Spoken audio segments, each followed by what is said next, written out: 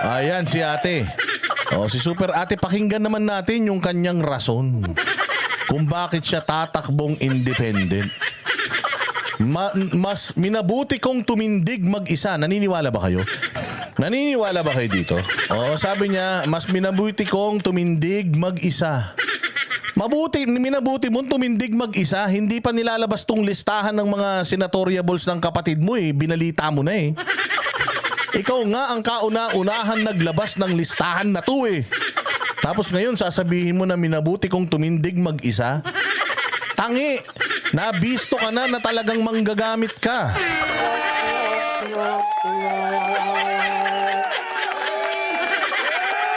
Nabisto na ikaw ay manggagamit. Senator Amy. Kaya ngayon, it's wise kasi galit na galit ka eh. Galit na galit ako sa kapatid ko. Galit na galit ako sa ginagawa nila. May mga nakapaligid sa kapatid ko na mga satanas. May mga ganun pa siya eh. Pucha, tapos bago pa man ilabas or i-finalize ng partido ng kapatid mo yung lineup nila, inilabas mo na. Tapos yung mukha mo nakabalandra pa dun.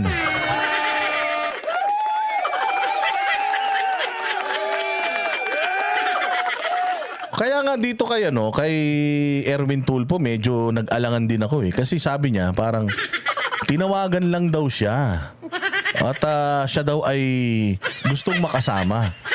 Pero si Amy, a month ago, nilabas niya na tong listahan na to, nandoon ka naman na.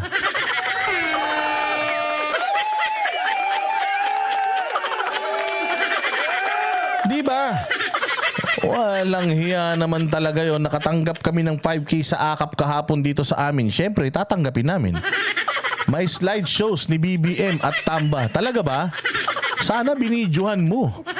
Oo, mahal ng bayad sa'yo ha. 5,000. Manonood ka lang nung katarantaduang slideshows nila ha. Pero mabuti na yan. Tanggapin nyo na lang ng tanggapin. Pera nyo naman yan.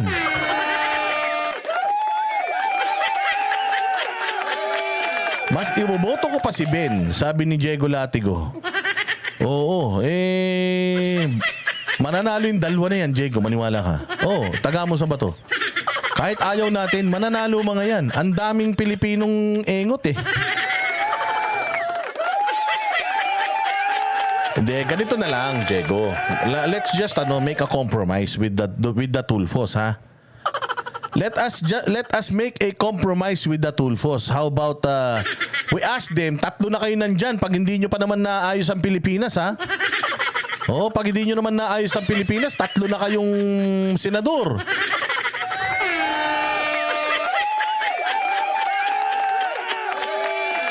Hindi kasi ako sa tingin ko talaga kasi 3 na yan eh, 3 senatoriable or senatorial surveys na yung nagdaan, naging number 1 yan si Erwin Tulfo, hindi lang tumatakbo yan. So ako feeling ko mananalo tong Erwin Tulfo na to. Feeling ko lang talaga mananalo to. Maybe not number 1 but definitely papasok to sa 12. Tapos mananalo din si Ben Tulfo kasi nagdeklara na din na tatakbo, so 3 na sila. Tangina, sa history ng politika sa Pilipinas, ngayon lang nangyari na may 3 magkakapatid. Buo hindi to magkakapatid sa labas. Hindi to katulad ni Jinggoy at saka ni ni JB na magkapatid nga pero magkagalit. Pero itong 3 to, magkakagalit din sila. Pero magkakapatid na buo tong mga to ha. So imagine kung 3 na kayo nandiyan dyan, tapos hindi pa rin umuunlad ang Pilipinas. Putya, mga Tulfo ha. Yari kayo.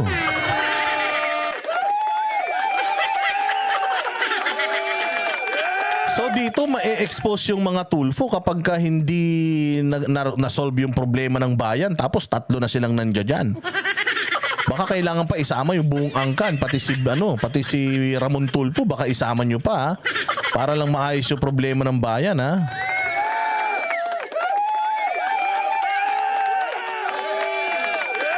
Yun. Basta bahala na kayo kung iboboto nyo mga yan. Basta ako, si Ben Tulfo, nakaka-interact na natin yun eh. Mabait sa amin yun eh. Pero bahala kayo kung iboboto ninyo ha. Kailangan muna natin aralin kung ano yung mga nagawa nila. Si Erwin Tulfo, dati siyang loyal sa mga sa mga Duterte, tapos ngayon isa na siya sa mga gustong magpa-impeach sa anak ni PRD. So anong tawag sa kanya?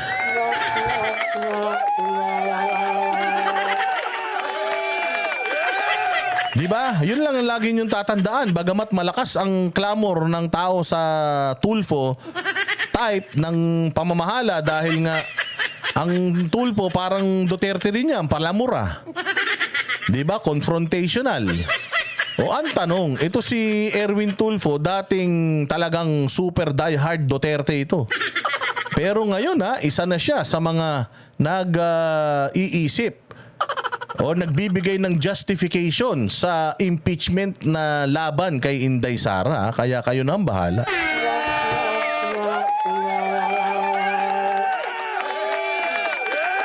So eto, sige, play natin to. Itong dahilan ni Aimee.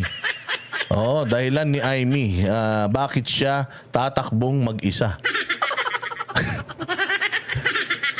Ang dami nilang puros mga peke talaga dito kay Aimee, lahat peke Peke yung ilong, peke yung kilay, peke yung talukap ng mata, yung nguso, peke, lahat peke Pati pagkatao pala napipeke din.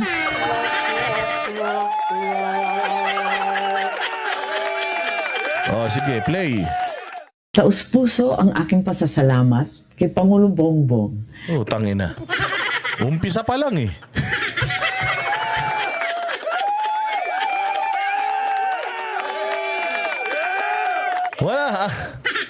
Walang hiya si Aimee, nagpasalamat pa sa kapatid. Ano ba talaga? Galit ka? Inis ka? O magpapasalamat ka? Grabe yung filter ni Madam, Grabe naman yung gumawa ng video sa'yo. Mabubura na yung mukha mo, sige. Na sa kabila ng galit at labis na kalupitan ng ilan, ako'y pinagtanggol niya at naisama pa sa alyansa. Hindi ka pinagtanggol. Isinama ka lang sa mga kakandidato sa under niya dahil alam naman niya, kakampi ka niya, kapatid ka niya. Alam naman niya na pinaglalaruan mo lang yung tao. Ano ka ba? Gumaganyan ka pa manang Aimee? Sko, manluloko rin Maraming salamat din sa nasyonalista at sa aking mga kaalyadong patuloy ang pagtangkilik sa akin. Sige. Naway manatili ang tiwala ninyo. 35 taon nang nakalipas ngayong araw mula nung pumanaw ang ama ko. Ngunit buhay na buhay ang mga aral niya sa aking puso. Patay tayo dyan. Tangina, buhay na buhay yung aral sa puso mo. Baka pag nanalo ka, gawin mo rin yung ginawa niya katulad ng kapatid mo.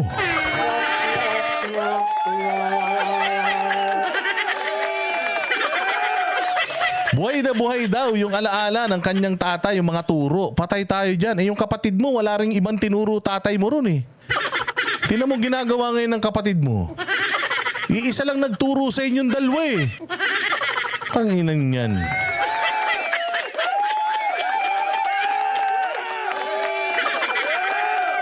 Kaya't bilang panganay niya, pinipili kong manindigan ng malaya't matatag tulad niya na wala nang dapat kampihan kundi ang sambayanang Pilipino. Ulul!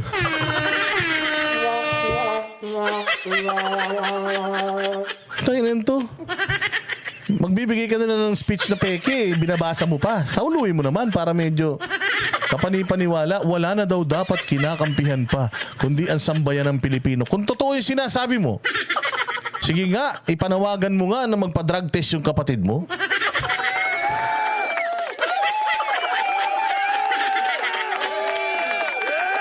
Kung talagang para sa bayan ka, hindi ka papayag na under the influence yung nagmamando sa Pilipinas. Yung may hawak ng manibela ng Pilipinas, hindi ka papayag na under the influence. Under na nga, under the influence pa. Ano under the influence of the wife? Hindi. Under the influence of a substance. Iba yun. Iba yung under the influence of the wife and under the influence of the substance. or of a substance. So kung talagang para sa bayan ka, concern ka sa Pilipinas. At kung concern ka sa Pilipinas, ipanawagan mo na yung kapatid mo magdurog, magpa-drug test. O kaya ipanawagan mo, o kaya sabihin mo na yes, yung kapatid ko may history yan noon. O kasi kahit anong video pa yung lumabas na yan, walang kwenta yan. Kung talagang gusto nyong mapatunayan, kung may history talaga yung tao, yung kapatid ang magsasabi mo meron talaga. Noon meron, pero ngayon naniniwala ako hindi na. O kasi dati, syempre, alam mo naman, happy-go-lucky. Sabi ko nga yun sa pelikula ng tatay ko, di ba? Yung ginawa na isinapelikula namin yung pelikula namin eh. Pinagagalitan ng tatay ko yan dun sa politika. Ay, dun sa pelikula. Sinasabi niya na party ka ng party. Di ba? Lagi kang lasing. O, di ba? O, so, alam ko, merong history yan. Pero ngayon, I am sure wala na. O, para mapatunayan natin, Ading, magpa-drug test ka na. Para talagang mapatunayan na natin. Di ba? Ikaw yung unang mananawagan nun. Kasi concern ka sa Pilipinas eh. Pero dahil mas concern ka sa kapatid mo, dahil mas concern ka sa inyong pamilya, sa legacy nyo, o sa pangalan ninyo, kung ano man, meron ba nun? O, pero dahil dahil masyado kang tawag dyan, manggagamit at mambubudol, wala. Hanggang ngayon, binubudol mo pa rin tao na kunyari, kampi ka ni Inday, kunyari, ganito, kunyari, ganyan, pero sa totoo lang, ginagamit nyo na lang naman talaga si Inday. Kasi sabi nga ni Inday, hindi ako talaga kakandidato na vice president, pero pinilit ako ng kaibigan ko, si Aimee. Si Aimee naman kaibigan ko, hindi naman si Bongbong eh. So pinilit ako, dalawa lang, sabi ni Inday, dalawa lang ang hinihingi ko sa kanila. Kasi kaya ako ayaw tumakbo ng presidente, kasi maliliit pa yung mga anak ko. Yung bunso ko nagpapagamot pa yun. So ayaw ko mawalan ng panahon sa mga anak ko. Kasi nga si PRRD nawalan ng panahon sa mga anak niya, sila Kalainday, Kalapulong, tsaka Kalabasti. Nawalan ng panahon yung tatay niya sa kanila. Kasi nga mas pinili ng tatay niya na magsilbisyo sa tao. So ayaw ni Inday Sara na mangyari yun sa mga anak niya na maliliit pa, iiwanan niya na dahil masyado siyang magiging busy as presidente dahil kilala niya yung sarili niya eh. When I'm doing something, I'm putting my all. Ganun si Inday eh. Oh, di ba? So ngayon, kaya nga ayaw niyang maging presidente, kaya hindi siya tumakbo. Itong lukarit na to, yan ang nagpilit sa kanya na tumakbo. Sa dalawang kondisyon. Ang unang-unang kondisyon is uuwi ako sa mga anak ko. Gabi-gabi, uuwi ako doon. Kahit nasan lupalop ako ng Pilipinas, uuwi ako sa mga anak ko. Araw-araw. Pangalawa, DND, ibigay mo sa akin. Department of National Defense, akin yan. Uubusin ko lahat ng mga NPA sa Pilipinas. Putang ina, walang natupad doon.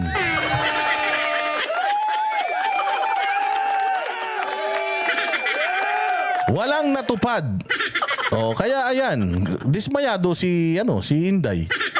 Kaya eto, inilagay mo si Inday sa alanganin. Dahil sa pangarap mo din na makabalik sa Malacanang ang pamilya ninyo, putang ina, ikaw ba kinakawawa ng kapatid mo?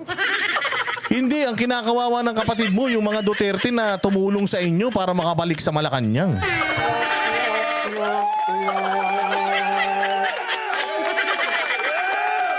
Di ba? Sige, pakinggan pa natin tong pambubudol ni ate. Hindi madaling tumayong mag-isa. Ay na, ba't ka tumatayo mag-isa? Hindi pala madali. Sa kampanya at sa politika. Ngunit yan ang pamana ng matanda sa akin. Yan ang pamana ni Apo Lakay na ginugunita natin. Ang ina nyo. Gamit na yung tatay nyo. Matagal nang patay yan. Ginagamit nyo pa. Patahimikin nyo naman na. Mga senior citizen na kayo, ginagamit nyo pa yung tatay nyo. Ngayon, minabuti kong manindigan ng mag-isa upang wag nang malagay sa alanganin ang aking ading. Para wag nang Ang aking adik, ano? Ay, ading. Sabi nga ni Diego Latigo, necropolitics, putang ina, sikat na sikat sa Pilipinas yan. Si Cory Aquino nanalo because of the necropolitics. Ang necro po is ano?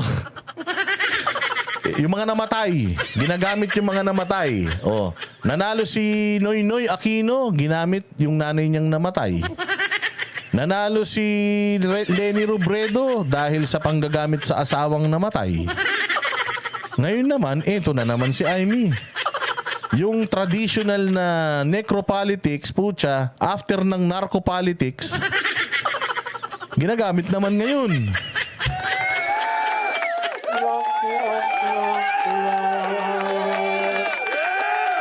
Oh, grabe. Para daw maligtas yung kanyang ading.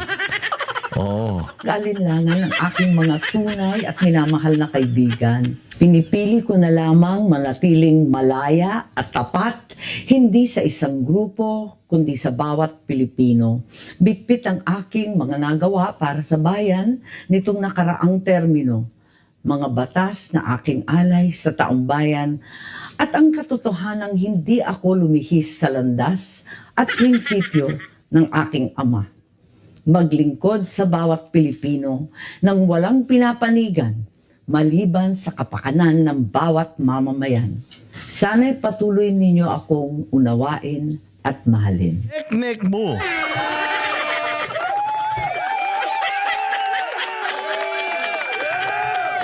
Oy, patuloy nyo raw siyang mahalin. Kayo talaga, mahalin nyo naman. Yan ang banateros, walang inuurungan. Pag tama palakpakan, pag mali ay babanatan. Yan ang banateros, boses ng ordinaryong Pilipino. Banateros ay walang maka